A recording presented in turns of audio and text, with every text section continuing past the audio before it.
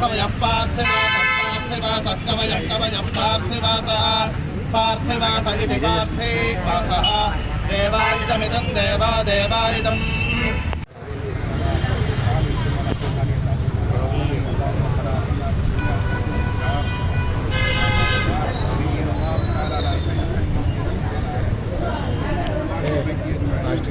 Join అయిన నిలబెడుతున్నాం.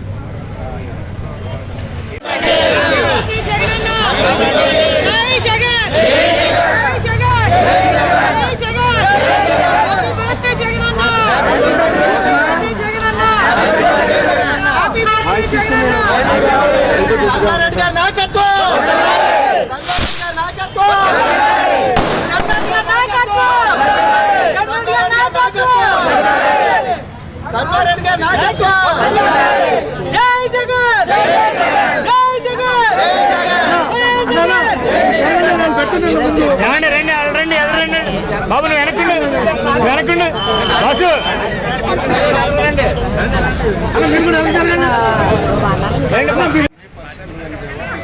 దాసులు ఈ రాష్ట్రాన్ని పరిపాలించిన మాజీ ముఖ్యమంత్రి గారి వైఎస్ జగన్మోహన్ రెడ్డి గారి వేడుకను తన సహోదరి సమానరాలైనటువంటి శ్రీమతి మేడపాటి శర్మారెడ్డి గారి ఆధ్వర్యంలో ఎంఎస్ఆర్ ఫాలోస్లో వచ్చిన ప్రభా సర్వమత సమ్మేళనంతో కలిపి ప్రభా నీ యొక్క నామాన్ని మహిమపరుస్తూ కనపరుస్తూ ఉండగా ఈ దాసులపై దీవులాశలను వచ్చి ఈ కార్యక్రమాన్ని జయప్రదంగా జరిగించి మాజీ ముఖ్యమంత్రి వైఎస్ జగనన్న పుట్టినరోజు సందర్భంగా ఈ రోజున మా ఇంట్లో ఇంత అంగరంగ వైభవంగా పుట్టినరోజు సెలబ్రేట్ చేసుకోవడం చాలా ఆనందంగా ఉంది. ఈ రోజున ప్రపంచవ్యాప్తంగా అందరూ కూడా పండుగ చేసుకుంటున్నారు.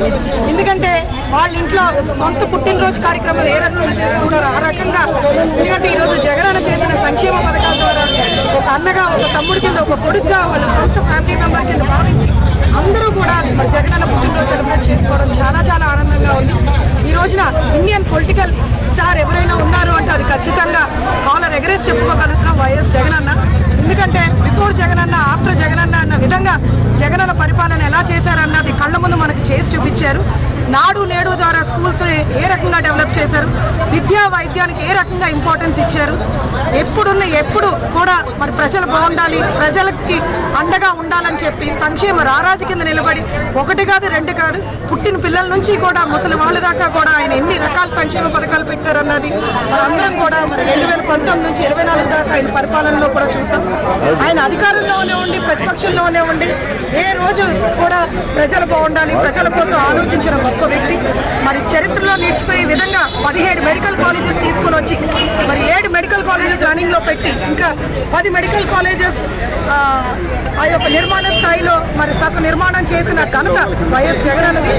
ఈ రకంగా విద్యా వైద్యానికి అదేవిధంగా డెవలప్మెంటల్ యాక్టివిటీస్ సంక్షేమమే కాదు అభివృద్ధి కూడా చేసిన ఘనత.